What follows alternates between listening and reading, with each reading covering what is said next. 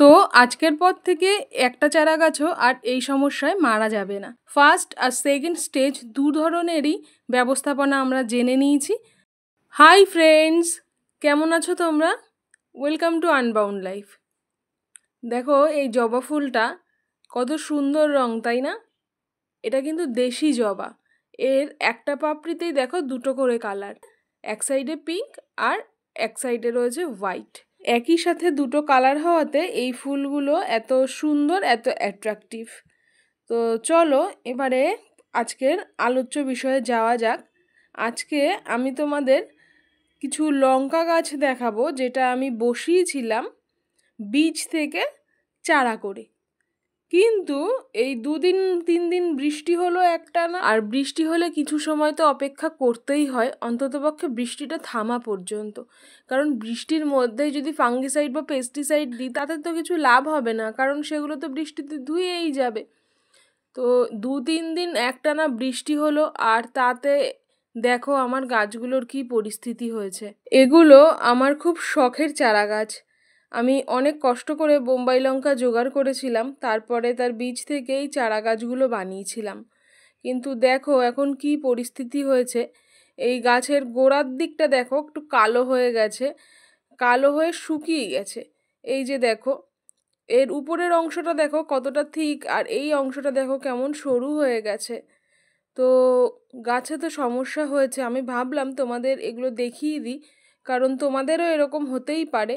এই যে দেখো একদম দড়ির মতো লিকলিকে হয়ে গেছে। এই দেখো আমি যদি পুরোটা তুলে তোমাদের দেখাই, দেখো অবস্থাটা কেমন হয়েছে। গোড়ার দিকটাও দেখো কতটা সতেজ, কতটা মোটা রয়েছে, আর কাণ্ডের উপরের দিকটাও কিন্তু সেরকমই রয়েছে, শুধু মাঝখানের জায়গাটাই সরু হয়ে শুকিয়ে কি অবস্থা। তো এগুলো বিভিন্ন কারণের জন্য হয়, সেগুলো তোমাদের বলবো। তার আগে বলি যে এগুলো কিন্তু শুধু লঙ্কা গাছে না, লঙ্কা গাছ বা যে কোনো রকমের সবজি গাছ, লাউ হোক, শসা হোক, ভেন্ডি হোক, কাঁকরোল, উচ্ছে বা যে কোনো ধরনের ছোট ফুলের চারা তাতেও হতে পারে। আমি তোমাদের দেখাবো যে ফুলের চারাতেও হয়। অনেকে বলে শুধু সবজি গাছেই হয়, কিন্তু তেমনটা না, এগুলো ফুল গাছেতেও হয়। তো আমার যে দোপাটির চারাগুলো ছোট বসানো ছিল সেগুলোতেও এই একই সমস্যাই এসেছে। এটা কেন হচ্ছে? তো এটা এক ধরনের ছত্রাকবাহিত রোগ। তো এই ছত্রাকগুলো মাটিতে থাকে, মাটির থেকে বিভিন্নভাবে গাছের মধ্যে ছড়িয়ে পড়ে, আর তারপরে এই ধরনের সমস্যা দেখা যায়। দেখো আমি এই টবটাতেই বীজ ফেলেছিলাম, সেই বোম্বাই লঙ্কার বীজগুলো, সেখান থেকে কিছু চারা ওই টবে ট্রান্সফার করেছিলাম। তো তারপরে এই গাছগুলো দেখো এখন কিন্তু সুন্দর আছে, কিন্তু ওই গাছগুলোতে সমস্যা হয়েছে। তো আমরা এর জন্য কি করতে পারি? প্রথম কথা, এই সমস্যাগুলো হয় যেগুলো মেনলি বীজ থেকে আমরা চারা তৈরি করি, সেই ক্ষেত্রেই এই সমস্যাগুলো হয়। এবারে বীজ যখন আমরা মাটিতে ছড়াই তখন সবার প্রথমে আমাদের দরকার বীজগুলোকে শোধন করা। বাজার থেকে আনা বীজগুলো আমরা ফাঙ্গিসাইড দিয়ে শোধন করব। সেক্ষেত্রে আমরা 3টে বেস্ট ফাঙ্গিসাইড আছে যেটা ইউজ করতে পারি। 1 নম্বর হলো সাফ। এই সাফ ফাঙ্গিসাইড সিস্টেমেটিক এবং কন্ট্যাক্ট দুটোরই কাজ করে।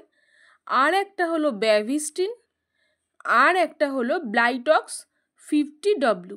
তো এই 3টে ফাঙ্গিসাইডের যে কোনো একটা ফাঙ্গিসাইড দিয়ে আমরা বীজগুলোকে শুকনো অবস্থায় প্রথমে মাখিয়ে রাখবো। তারপরে যখন বীজ ছড়ানোর বা বসানোর সময় আসবে তখন কিছুটা পরিমাণ ফাঙ্গিসাইড অল্প জলে মিশিয়ে, যাতে করে সেই দ্রবণটা একটু গাঢ় হয়, সেই রকম একটা দ্রবণ তৈরি করে তার মধ্যে ওই বীজগুলোকে ভিজিয়ে রাখবো 10 থেকে 15 মিনিট। তারপরে আমরা সেই বীজগুলোকে বসাবো। তো এটা হলো প্রথম পয়েন্ট। সেকেন্ড পয়েন্ট হলো আমাদেরকে মাটিটা অবশ্যই শোধন করতে হবে, কারণ মাটি থেকেই এই ফাঙ্গাসগুলো ভীষণ পরিমাণে ছড়িয়ে পড়ে। তো সেই জন্য মাটিটা অবশ্যই শোধন করে নিতে হবে। দেখো এই ফাঙ্গাসগুলো অ্যাটাক করাতে কাণ্ডে যেমন সমস্যা এসেছে, পাতাতেও কিন্তু দেখো এরকমভাবে নষ্ট হয়ে গেছে পাতাগুলো একদম পাপড়ের মতো হয়ে গেছে, চাপ দিলে পরেই ভেঙে আসছে। তো এগুলো সবই ফাঙ্গাসের জন্যই হয়।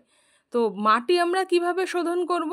আমরা নিয়ে নেব এক ধরনের ছত্রাকনাশক বা ফাঙ্গিসাইড, এটা ট্রাইকোডার্মা ভিরিডি। এটা সম্পূর্ণ একটা বায়ো প্রোডাক্ট।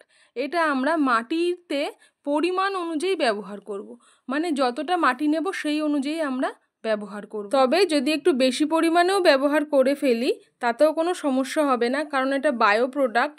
তো বায়ো প্রোডাক্ট হওয়ার সুবিধা এটাই, যদি একটু বেশি পরিমাণেও ব্যবহার করে ফেলি আমরা, তাহলেও আমাদের গাছকে কোনো রকম ক্ষতি করবে না। যদি আমরা কোনো বীজ বা চারা গাছ বসানোর সময় ট্রাইকোডার্মা ভিরিডি ব্যবহার করি, তাহলে আমরা 100% নিশ্চিত থাকতে পারি যে মাটির থেকে যে ছত্রাকগুলো গাছে অ্যাটাক করে সেগুলো কোনোভাবেই আর আমাদের গাছকে ক্ষতি করতে পারবে না।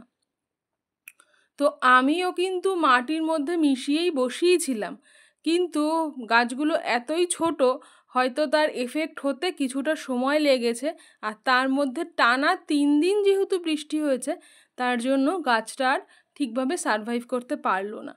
তো আমি কিছু গাছ তো তুলে ফেলে দিয়েছি, আর এই গাছটার দেখো ডগার দিকটা শুকিয়ে গেছে। তো ভাবছি যে এই ডগাটা যদি একটু পিঞ্চিং করে দিই তাহলে গাছটাকে বাঁচানো যায় কি না, দেখা যাক। এগুলো তো গেল ফার্স্ট স্টেজের প্রিপারেশান, মানে বীজ থেকে চারা গাছ করার আগেকার সময় প্রিপারেশান। কিন্তু যদি ধরো চারা গাছ হয়ে গেছে আর তারপরে এরকম সমস্যা হচ্ছে, মানে যেমনটা আমার হয়েছে, তখন আমরা কি করব? তখন আমরা ম্যানকোজেব 64% WP কম্পোজিশনের যে কোনো ফাঙ্গিসাইড ব্যবহার করতে পারি। আমি বলবো রেডোমিল গোল্ড ব্যবহার করা যেতে পারে, টাটা কোম্পানির মাস্টার ব্যবহার করা যেতে পারে। এই দুটো ফাঙ্গিসাইড এই কাজের জন্য একদম মাস্টার।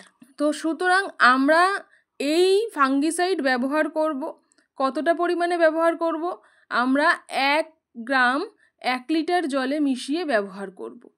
তাহলে 1 গ্রাম 1 লিটার জলে মিশিয়ে ভালোভাবে স্প্রে করে দেব। আর এটা কতদিন করব? 1 দিন অন্তর 1 দিন করব।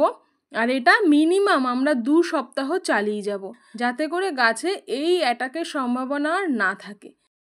তো কেমন লাগলো তোমাদের আজকের ভিডিও কমেন্ট বক্সে অবশ্যই জানিও। চ্যানেলে নতুন বন্ধু হলে সাবস্ক্রাইব করে সাথে থেকো, আর পাশে থাকা বেল আইকনটা প্রেস করতে ভুলো না।